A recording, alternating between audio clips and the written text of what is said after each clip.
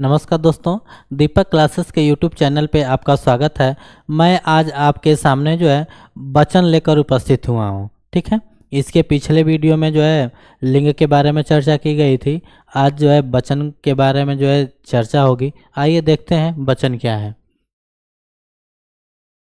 देखिए वचन, वचन क्या है तो देखिए वचन का अगर शाब्दिक अर्थ की बात कर दी जाए तो वचन का शाब्दिक अर्थ होता है संख्या। ठीक है ना, वचन का शाब्दिक अर्थ क्या होता है?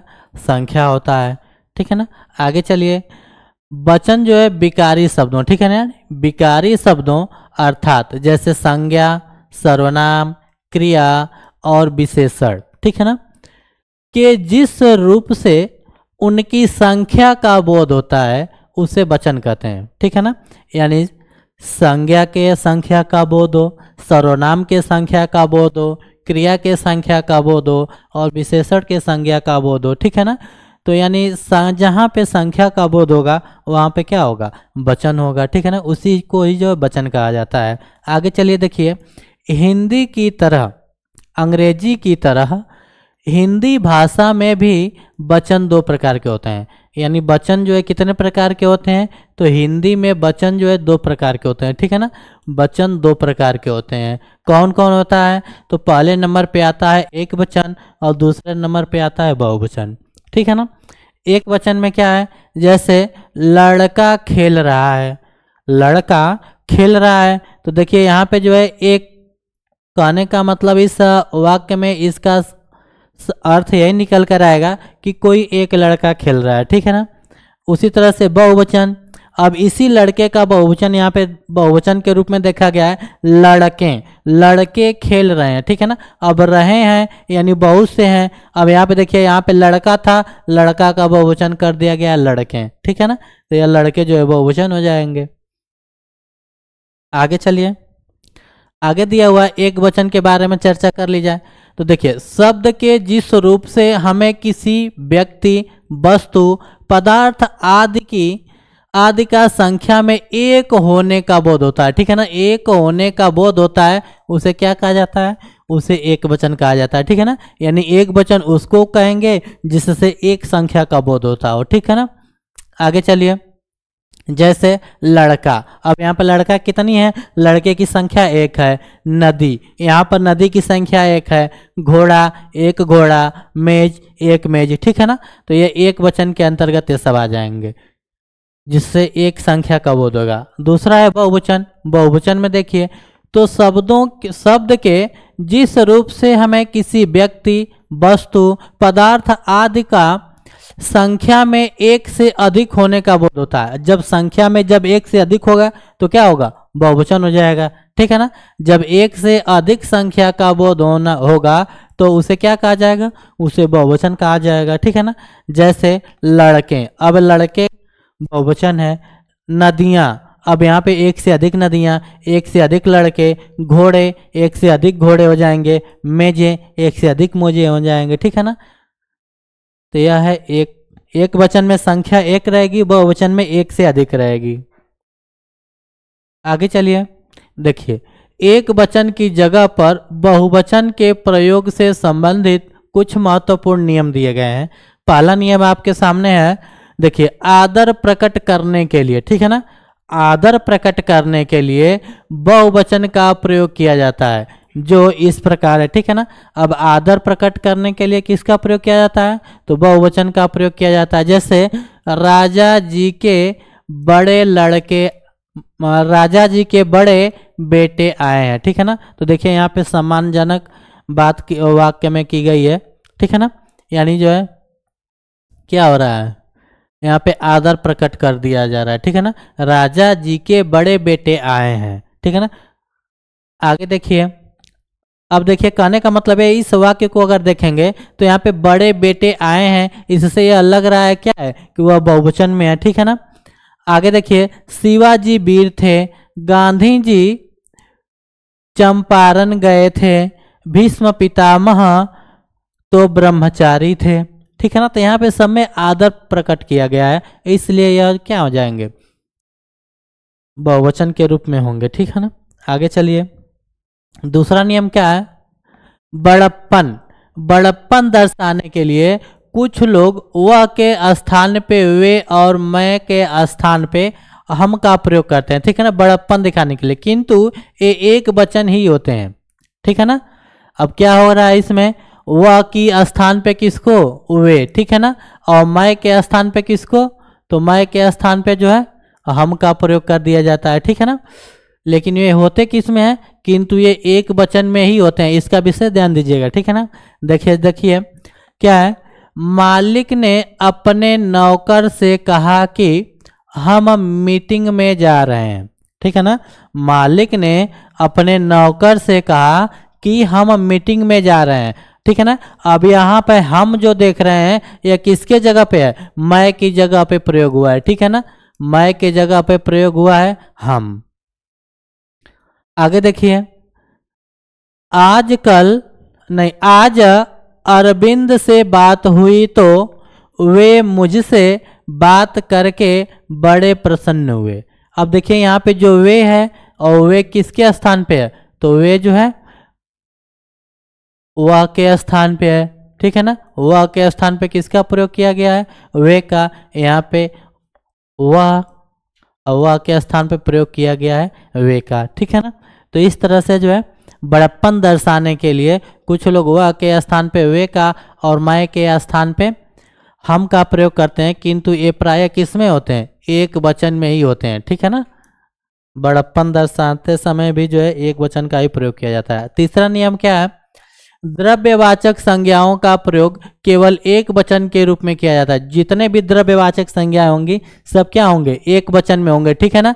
जैसे घी, तेल, पानी, दही, दूध, लस्सी आदि, ठीक है ना। ये सब क्या है, सब द्रव्यवाचक संज्ञा है, ठीक है ना, सब द्रव्य है।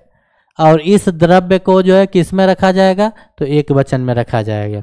आगे देखिए अगला नियम क्या है, तो संबंध बताने वाले शब्दों का प्रयोग समान रूप से एक वचन एवं बहुवचन दोनों में किया जाता है, ठीक है ना। क्या है, जैसे नाना, नानी, मामा, मामी, चाचा, चाची, दादा, दादी, ताई, ताऊ, ठीक है ना। ऐसे जो संबंध वाले शब्द होंगे वे क्या होंगे, वे जो है एक वचन एवं बहुवचन दोनों में किए जाते हैं, ठीक है ना। अपवाद में क्या है, अपवाद में देख लीजिएगा, तो अपवाद में है साला, भांजा, भतीजा, बेटा, माता, ठीक है ना। ये सब अपवाद हैं, तो ये सब जो है इन सब का विशेष ध्यान दीजिएगा अपवाद वालों का, ठीक है ना। आगे चलिए देखिए पांचवा नियम क्या कह रहा है, तो पांचवा नियम कह रहा है कि कभी कभी किसी व्यक्ति को सम्मान देने के लिए व्यक्ति तुम, ठीक है ना, व्यक्ति तुम की जगह पर आप शब्द का प्रयोग कराता है, ठीक है ना।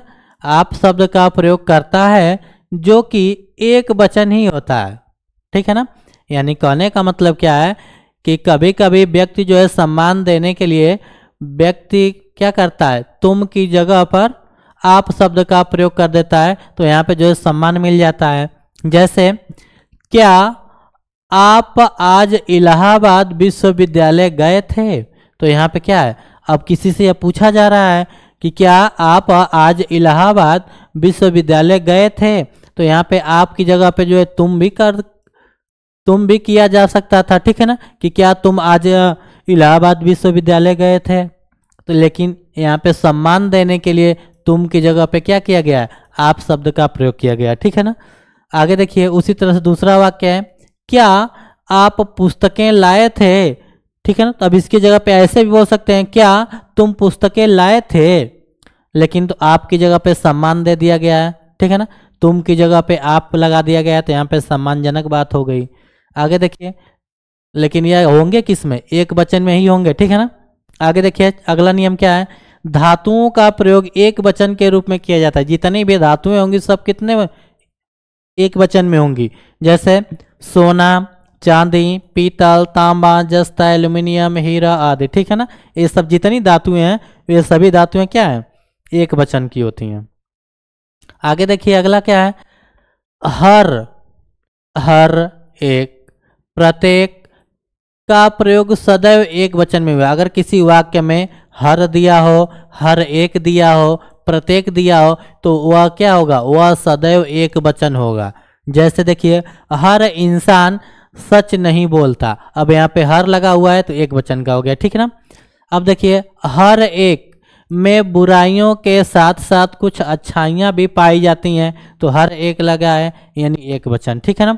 आगे देखिए, प्रत्येक व्यक्ति को कूड़ेदान का प्रयोग करना चाहिए, तो यहाँ पे प्रत्येक लगा हुआ है, एक वचन हो जाएगा, ठीक है ना। तो ऐसे ध्यान दीजिएगा। आगे चलिए, समूहवाचक संज्ञाओं का, ठीक है ना। समूहवाचक संज्ञाओं का प्रयोग केवल एक वचन के रूप में किया जाता है, जो भी समूहवाचक होंगी, जैसे जनता, टोली, सभा, परिषद, पुस्तकालय, ठीक है ना। ये सब जो है समूहवाचक संज्ञा है और इनका प्रयोग हमेशा किस में होगा, एक वचन में होगा।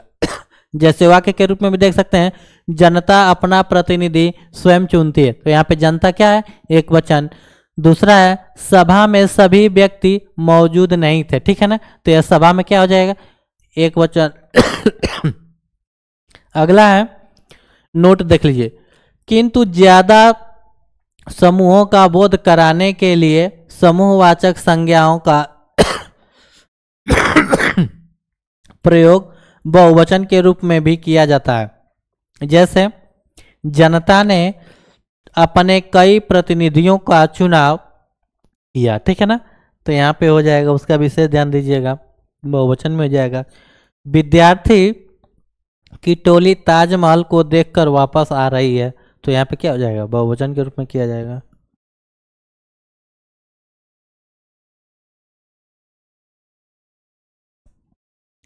आगे देखिए, अगला नियम क्या है, कभी कभी एक वचन संज्ञा शब्दों के साथ लोग, गण, जन, समूह, वृंद, दल, वर्ग आदि शब्द लगाकर बहुवचन बनाया जाता है, ठीक है ना। इन शब्दों को लगाकर जो है बहुवचन बनाया जाता है। जैसे जैसे देख लीजिए, छात्र है तो इसका बहुवचन बनाएंगे तो क्या हो जाएगा, इसका बहुवचन हो जाएगा छात्रगण, ठीक है ना।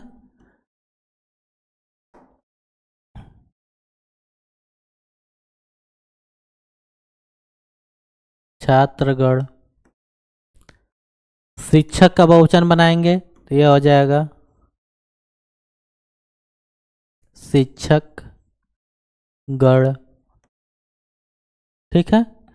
नेता का बनाएंगे तो क्या हो जाएगा, नेता गण, ठीक है।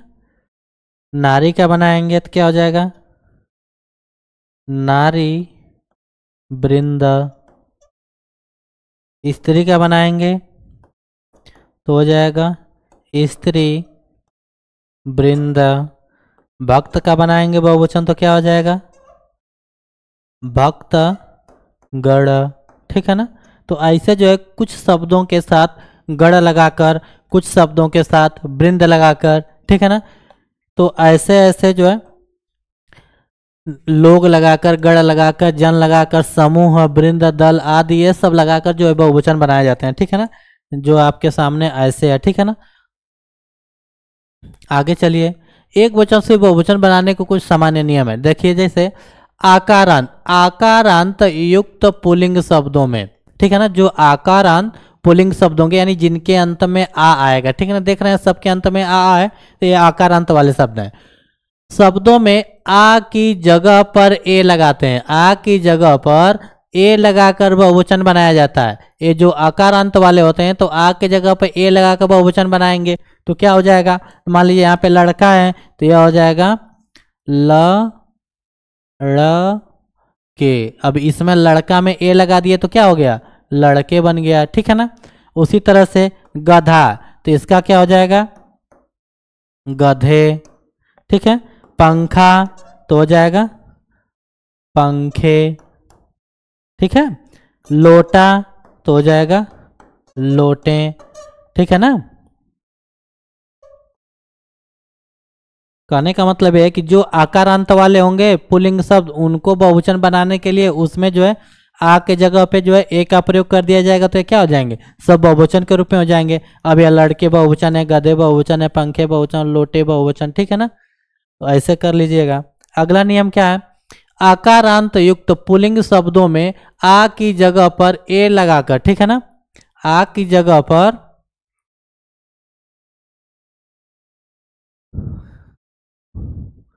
ये सब अकारांत शब्द हैं, ठीक है ना, आकारांत नहीं,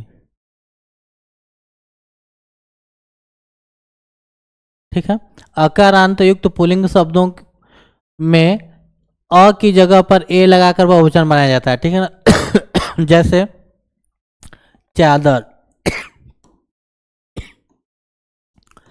चादरें, कलमें, रातें, बेलें, झीलें, ठीक है ना। तो ऐसे बहुवचन में आते हैं, सब में जो है ए लगा देंगे तो क्या हो जाएगा, बहुवचन हो जाएगा। आगे चलिए, स्त्रीलिंग संज्ञा शब्दों में या की जगह पर, ठीक है ना, या की जगह पर या लगाकर बहुवचन बनाया जाता है, ठीक है ना।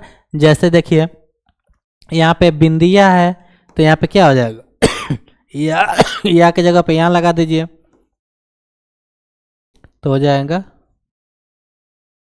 बिंदिया, चंद्रबिंदु हो जाएगा, ठीक है ना। चिड़िया है तो इसका क्या हो जाएगा, चिड़िया। डिबिया है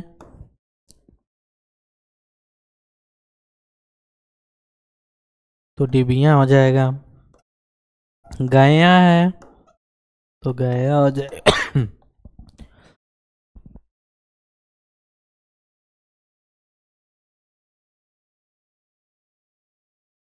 तो इस तरह से जो है या की जगह पे यहाँ लगाकर बहुवचन बना दिया जाएगा। आगे है इकारांत, इकारांत स्त्रीलिंग संज्ञाओं के अंत में या जोड़कर, अर्थात अंतिम में ई या ई को हटाकर ई या ई को इया में बदलकर बहुवचन, एक वचन से बहुवचन बनाया जाता है, यानी ठीक है ना। जिसके अंतिम में ई, ह्रस्व ई या दीर्घ ई होगा तो उन दोनों के स्थान पे क्या हो जाएगा, इया, ठीक है ना। इया बदलकर एक वचन से बहुवचन बना दिया है। जैसे यहाँ पे है मिठाई, ठीक है, तो यहाँ पे क्या हो जाएगा, ई के जगह पे क्या हो जाएगा, इसके जगह पे क्या हो जाएगा, इया लग जाएगा तो बहुवचन में हो जाएगा। जैसे मीठा इया, ठीक है ना, ये हो जाएगा मिठाइयाँ।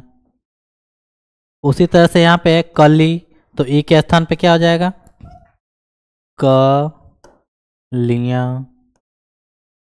क्या जाति है तो हो जाएगा जातियां। नीति है तो हो जाएगा नीतियां। सब में जो है यहाँ यहाँ लगाकर जो है बहुवचन बना दिया जाएगा, ठीक है ना। आगे देखिए आ उ और औ की जगह पर ए लगाकर एवं ए लगाने से पूर्व आए हुए उ को उ में बदलकर बहुवचन बनाया जाता है, ठीक है ना। जैसे अब इसको लगाकर बनाइए, इसमें क्या हो जाएगा, आ उ और औ की जगह पर ए, यानी इतने जब किसी भी शब्द में ए सब आएंगे तो इनके स्थान पे क्या लगेगा, ए, ठीक है ना, लगाकर एवं ए लगाने से पूर्व आए हुए उ को, ठीक है ना, आए हुए उ को उ में बदलकर बहुवचन बनाया जाता है। यानी कहने का मतलब यह है कि जब ए लगाएंगे तो ए के पहले अगर जो उ होगा तो वह कोई भी उ हो, चाहे ह्रस्व है चाहे दीर्घ, दीर्घ रहेगा तो वह ह्रस्व उ में बदल जाएगा, ठीक है ना। जैसे अब देखिए इसका बहुवचन क्या हो जाएगा, इसका हो जाएगा बहुएं, ठीक है ना। अब ए के पहले क्या है, बहु है तो बहुएं हो जाएगा। गायिका तो हो जाएगा गायिकांग,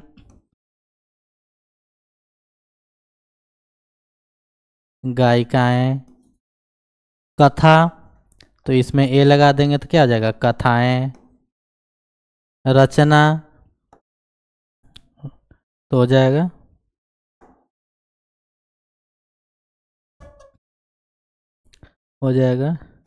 रचनाएं।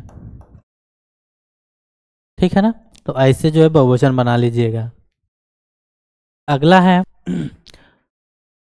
संस्कृत के आकारांत शब्दों और हिंदी की अकारांत, उकारांत, ओकारांत और अकारांत संज्ञाओं को बहुवचन बनाने के लिए इन शब्दों के अंत में ओ जोड़ा जाता है। ठीक है ना। इन शब्दों के अंत में क्या जोड़ा जाता है, ओ जोड़ा जाता है।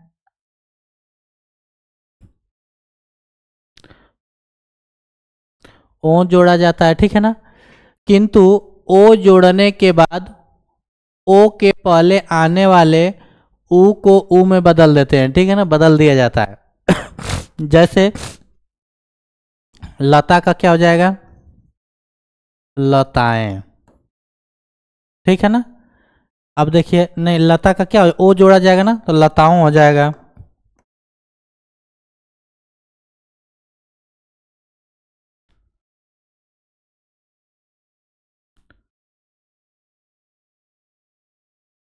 लताओं। इसका क्या हो जाएगा, बधुएं।